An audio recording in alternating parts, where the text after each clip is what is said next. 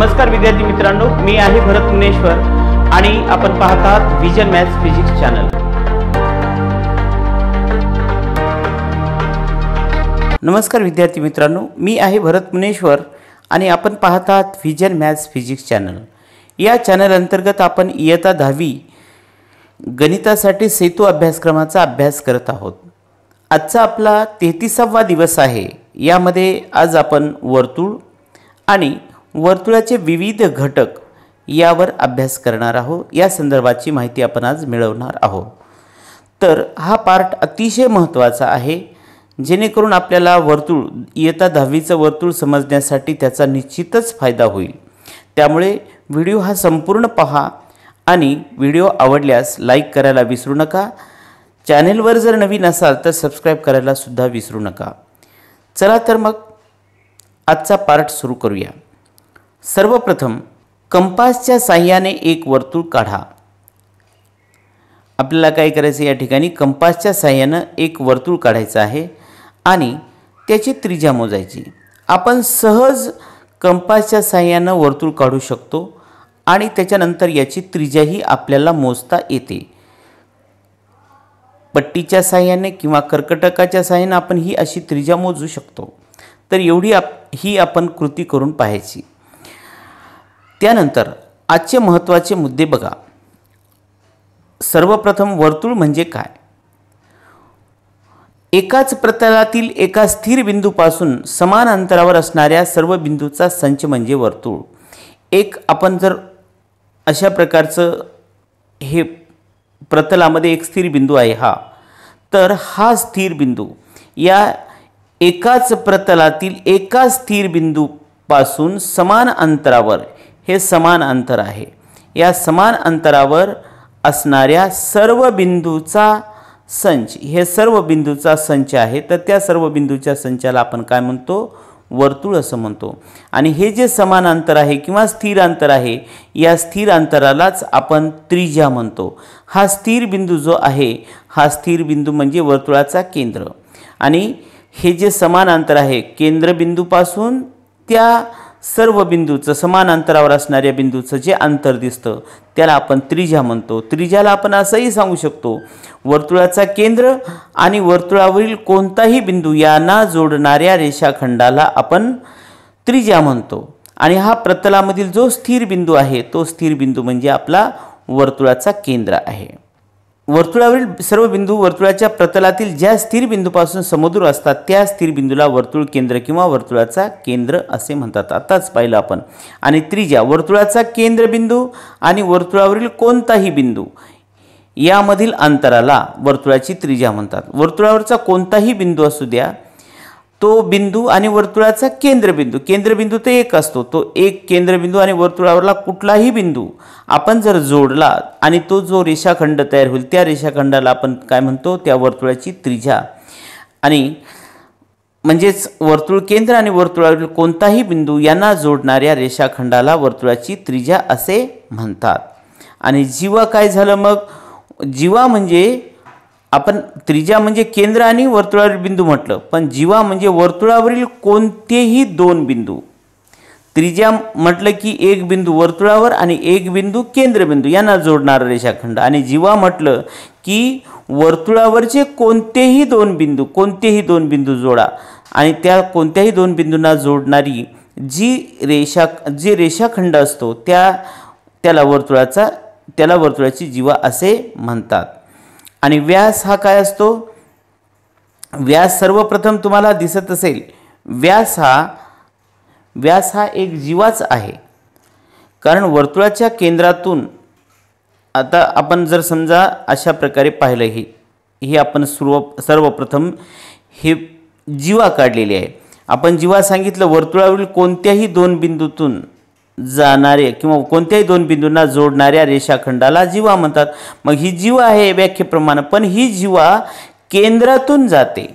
मग जी जीवा वर्तुळाच्या केंद्रातून जाते तेव्हा त्या जीवेला जीवा न म्हणता आपण काय म्हणतो? त्या वर्तुळाचा व्यास। आणि लक्षात ठेवा, ही सर्वप्रथम काय आहे? जीवा आहे। नंतर आपण त्याला काय म्हटलं? व्यास म्हटलं। जी जीवा वर्तुळाच्या केंद्रातून जाते त्या जीवेला आपण व्यास असं म्हणतो. आणि व्यास लक्षात ठेवा, व्यास हा सगळ्यात मोठी वर्तुळाची सगळ्यात मोठी जीवा असते. आणि म्हणून आपल्याला एखाद्या वेळेस प्रश्न जर विचारला की 5 सेंटीमीटर त्रिज्येच्या वर्तुळामध्ये सर्वात मोठी जीवा कोणती, तर आपण 5 सेंटीमीटर त्रिज्या आहे, 5 आणि 5 10, व्यास होईल 10. म्हणजे व्यासा एवढ्या लांबीची जीवा त्याच्यामध्ये असू शकते. म्हणजे 10 सेंटीमीटर सगळ्यात मोठा व्यास म्हणजे जीवा ही सगळ्यात मोठी किती असू शकते त्या ठिकाणी 10 सेंटीमीटरची. त्याच्यानंतर काही महत्त्वाचे सूत्र बघा, अतिशय महत्त्वाचे सूत्र आहेत हे. आपण याचा वापर नेहमी उदाहरणं सोडवण्यासाठी करत असतो. तर ते सूत्र पहा. व्यास हा त्रिज्येच्या दुप्पट असतो, तर त्रिज्या ही व्यासाच्या निमपट, म्हणून त्रिज्या ही व्यासाच्या निम्मी. वर्तुळाचा परिघाचं सूत्र काय आहे, 2πr, किंवा हे त्रिज्या दिलेलं असताना आणि हा व्यास दिलेला असताना दोन्ही सूत्र आहेत. वर्तुळाचा परिघ 2πr किंवा परिघ काय होतो πd. हे 2r म्हणजे व्यास होतो, म्हणजे पायला पाय आणि 2r म्हणजे d. या ठिकाणी हे दोन्ही सूत्र सारखेच आहेत. आणि वर्तुळाचे क्षेत्रफळ बरोबर आहे πr². तर हे पाय अपरिमेय संख्या असून पायची किंमत एकतर 22/7 घेतात किंवा 3.14 अशा प्रकारे त्यामध्ये किंमत घेतली जाते. त्यानंतर नेक्स्ट पार्ट, एकरूप वर्तुळे. एकरूप वर्तुळ कशाला म्हणतो, ज्यांची त्रिज्या समान असते अशा सर्व वर्तुळांना आपण काय म्हणतो, एकरूप वर्तुळ म्हणतो. बघा, हे यांची त्रिज्या समान आहे म्हणून आपण याला एकरूप वर्तुळ असं म्हणतो. एक केंद्री वर्तुळे. एक केंद्री वर्तुळे म्हणजे केंद्रबिंदू एकच असलेल्या वर्तुळांना एक केंद्री वर्तुळ म्हणतात. मग आता याच्यामध्ये बघा, हे एक वर्तुळ आहे, हे एक वर्तुळ आहे, हे एक वर्तुळ आहे. या तिन्ही वर्तुळाचा केंद्र एकच आहे म्हणून यांना आपण काय म्हणू शकतो, एक केंद्री वर्तुळ म्हणतो. त्याच्यानंतर एकाच बिंदूत छेदणारी वर्तुळ. बघा, 2 प्रकारे आहेत. हे या ठिकाणी हे एकाच बिंदूमध्ये छेदलेलं आहे आणि इथं सुद्धा एकाच बिंदूमध्ये छेदलेला, पण याचे 2 कसे प्रकार पडलेत, हे बाहेरून छेदतात, हे आतून छेदतात. म्हणून या वर्तुळांना आपण बाह्यस्पर्शी वर्तुळ म्हणतो, याला अंतःस्पर्शी वर्तुळ असं म्हणतो. त्याच्यानंतर 2 बिंदूमध्ये छेदणारी वर्तुळ. आता हे स्पर्शवर्तुळ आहेत कारण एकाच बिंदूमध्ये छेदतात, पण ज्यावेळेस 2 बिंदूमध्ये छेदतात त्यावेळेस त्यांना स्पर्शवर्तुळ न म्हणता छेदणारी वर्तुळ म्हणतो आपण. हे छेदणारे वर्तुळ, कारण या 2 वर्तुळाचे 2 बिंदू हे सामायिक आहेत. अशा प्रकारे एकरूप वर्तुळे, एककेंद्री वर्तुळे, एकाच बिंदूत छेदणारी वर्तुळे आणि 2 बिंदूत छेदणारी वर्तुळे आहेत. यानंतर बघा, आपण स्वाध्यायाकडे वळूया. प्रश्न पहिला, खालील बहुपर्यायी प्रश्नांच्या दिलेल्या उत्तरापैकी अचूक पर्याय निवडा. वर्तुळाचे क्षेत्रफळ काढण्यासाठी कोणते सूत्र वापरतात. आत्ताच पाहिलं बघा आपण, 2πr हे तर परिघाचं आहे, πd हे सुद्धा परिघाचं आहे, πr² 1/2πr² असं हे सूत्र अर्धवर्तुळाचं आहे. म्हणजे फक्त एकमेव πr² हे वर्तुळाचे क्षेत्रफळ काढण्याचं सूत्र आहे. त्याच्यानंतर दुसरा प्रश्न, 2.7 सेमी त्रिज्येच्या वर्तुळात जास्तीत जास्त किती लांबीची जीवा असू शकते. मी आत्ताच सांगितलं बघा, त्याचं उदाहरण 5 जर असेल त्रिज्याचं, त्याची दुप्पट म्हणजे 10. हा काय होतो त्याचा व्यास, आणि व्यास हा काय असतो, सगळ्यात मोठी त्या वर्तुळाची जीवा असते. मग तेच गुणधर्म या ठिकाणी 2.7 सेमी त्रिज्या आहे म्हणून याचा व्यास किती होईल, 2.7 सेमीच्या दुप्पट करा, किती होतो 5.4. म्हणजे व्यास किती, 2.7 सेमी त्रिज्या जर असेल तर व्यास किती होतो, त्याच्या दुप्पट म्हणजे 5.4. तर 5.4चा व्यास आहे, तर तो व्यास म्हणजे त्या वर्तुळाची सगळ्यात मोठी लांबीची जीवा. मग किती लांबीची जीवा जास्तीत जास्त बसू शकते त्याच्यामध्ये, मग 5.4ची, म्हणून याचंही उत्तर सांगता येतं. त्यानंतर केंद्रबिंदू ओ असलेल्या वर्तुळाची त्रिज्या 3.5 सेमी आहे. बिंदू ए हा वर्तुळाचा प्रतलातील आहे. जर लेंथ OA बरोबर 3.7 सेमी तर एचे स्थान कुठे असेल.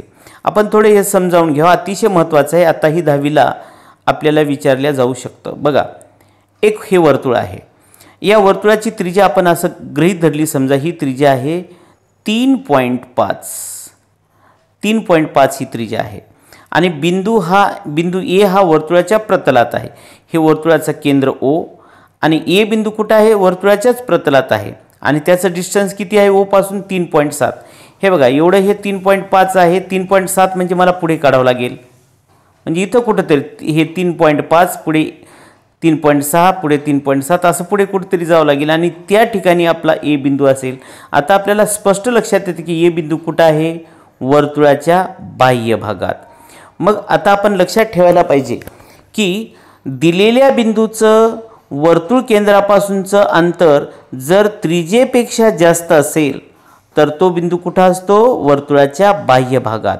आणि जर कमी असेल त्रिज्येपेक्षा त्याचं अंतर वर्तुळ केंद्रापासून तर तो अंतर्भागात. आणि एक्झॅक्टली त्रिज्या एवढंच असेल तर तो बिंदू कुठं असतो? वर्तुळावर असतो. तर अशा पद्धतीनं आपल्याला याचं उत्तर सांगता येईल. तर तो बिंदू कुठं असेल? मग या प्रश्नामध्ये आपल्याला काय सांगता येईल? तो बिंदू कुठं असेल? तो बिंदू वर्तुळाच्या बाह्य भागात असेल. त्यानंतर प्रश्न दुसरा बघूया. प्रश्न दुसरा, खालील उपप्रश्न सोडवा. एका वर्तुळाची त्रिज्या 8 सेमी आहे तर त्या वर्तुळाच्या सर्वात मोठ्या जीवेची लांबी काढा. हे आत्ताच आपण असा प्रश्न पाहिला. सर्वात मोठी जीवा म्हणजे काय असतं? त्याचा व्यास. सर्वात मोठी जीवा म्हणजे काय आहे? सर्वात मोठी जीवा म्हणजे त्याचा व्यास असतो. व्यास म्हणजे काय? 2 गुणिले त्रिज्या आणि 2 गुणिले त्रिज्या या ठिकाणी किती आहे? 8 म्हणजे 8 दोन्ही 16.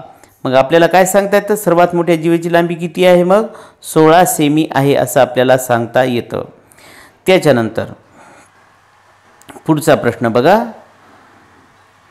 एका वर्तुळाकृती बागेचा व्यास 70 मीटर आहे तर त्या बागेचे क्षेत्रफळ काढा. आपल्याला त्या बागेचं क्षेत्रफळ काढण्यासाठी अगोदर ही जी बाग आहे ती कशी आहे? वर्तुळाकार आहे.